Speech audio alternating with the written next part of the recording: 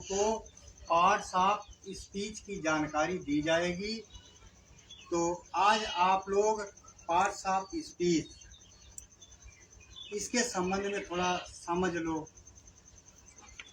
जब समझ में आ जाएगा तो आप लोगों को घर पे पढ़ने में कठिनाई नहीं होगी। जैसा कि किताब में लिखा है, ये आपकी डिलाइट्स ऑफ जनरल इंग्लिश है।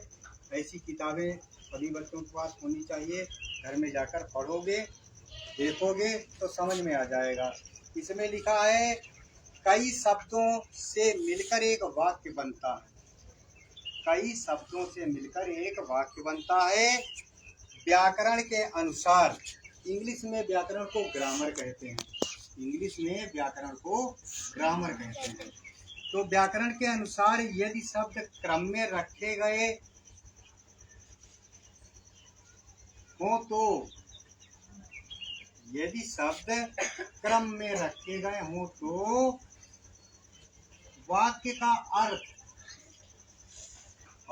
अर्थ स्पष्ट हो जाता है। अगर सही ढंग से रखे जाएं तो वाक्य का अर्थ सही ढंग से रखे हुए शब्दों से बात हो जाती है। और अगर इधर के उधर शब्द रख दिए जाए तो बात सही नहीं होती। इसलिए व्याकरण का ज्ञान बहुत जरूरी है।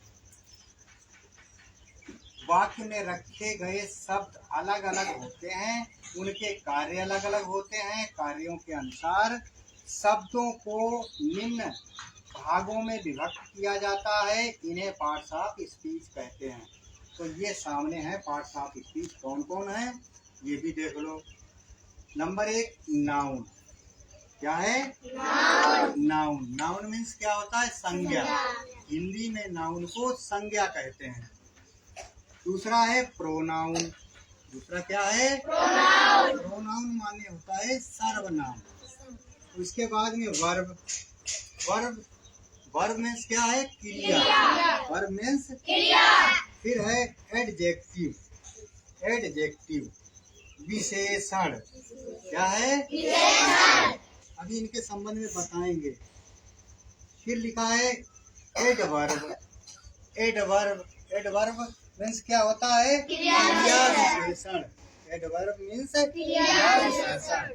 इसके बाद में है प्रीपोजिशन। प्रीपोजिशन मीन्स संबंध बोधक। फिर है कंजक्शन। कंजक्शन मीन्स समुच्चय बोधक। इंटरजेक्शन इसके बाद में है। फिर विस्मयादि बोधक।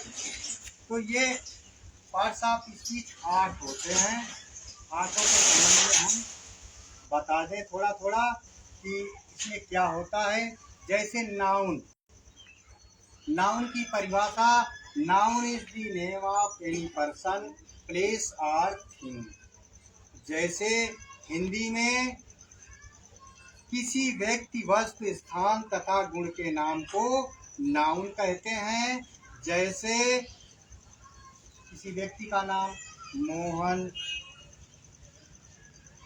बिल्ली, कच्छा, सोना, घोड़ा, ईमानदारी आदि इस पुस्तक के अनुसार।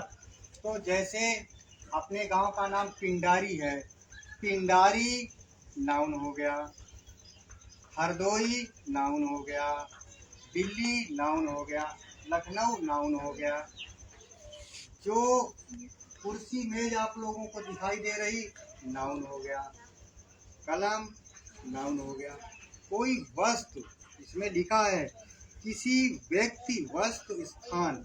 व्यक्ति जैसे लड़का लड़की, स्त्री पुरुष, तो व्यक्ति में गिनती आ गई। और स्थान भी बता दिया, जैसे पिंडारी, हरदोई, दिल्ली। गुण के नाम को नाउन कहते हैं। तो ये भी समझना जरूरी है कि नाउन किसे कहते हैं। तो ये बात देख लेना अपनी पुस्तकों में।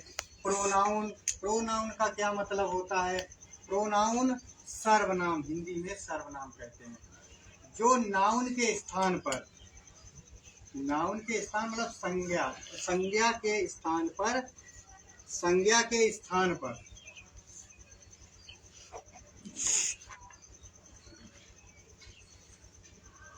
जो शब्द संज्ञा के स्थान पर वाक्य में प्रयोग किए जाते हैं उन्हें प्रोनाउन कहते हैं। जैसे मैं, तू, वह, मेरा, हमारा, हम, तुम्हारा, उसका, वे, उन्हें, उनका, ऐसे शब्दों का प्रयोग होता है नाउन के स्थान पर।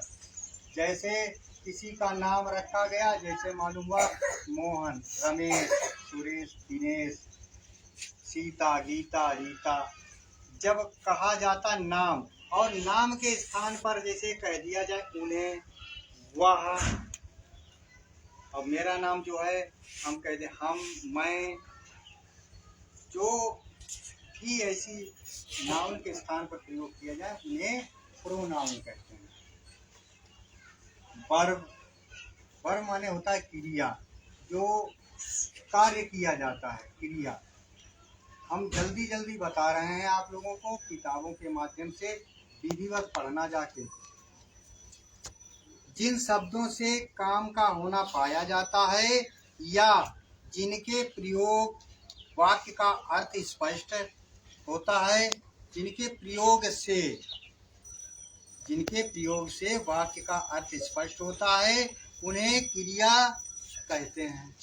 उन्हें क्या कहते हैं? क्रिया। क्रिया जैसे खाना, पीना, बैठना, उठना, लेना, देना, नहाना, धोना, सोना, जागना, खरीदना, बेचना, ये क्रिया होती है। यही तो क्रिया होती है, जिस कार्य को किया जाए उसे क्रिया कहते हैं। इसके बाद में है एडजेक्टिव। एडजेक्टिव माने क्या है? विशेषण। एडजेक्टिव माने क्या है? विशेषण। जो शब्द किसी संज्ञा या सर्वनाम की विशेषता प्रकट करते हैं वे एडजेक्टिव कहलाते हैं। जैसे इनकी विशेषता प्रकट करते हैं, इसकी इसको नाउन और प्रोनाउन की। जैसे काला, मोटा, लंबा, चालाक, डरपोक, सुंदर आदि। लोग कहते हैं कि काला है, गोरा है, मोटा है, लंबा है, पतला है, तो इसको क्या कहते हैं? एडजेक्टिव। क्या कहते हैं? एडजेक्टिव।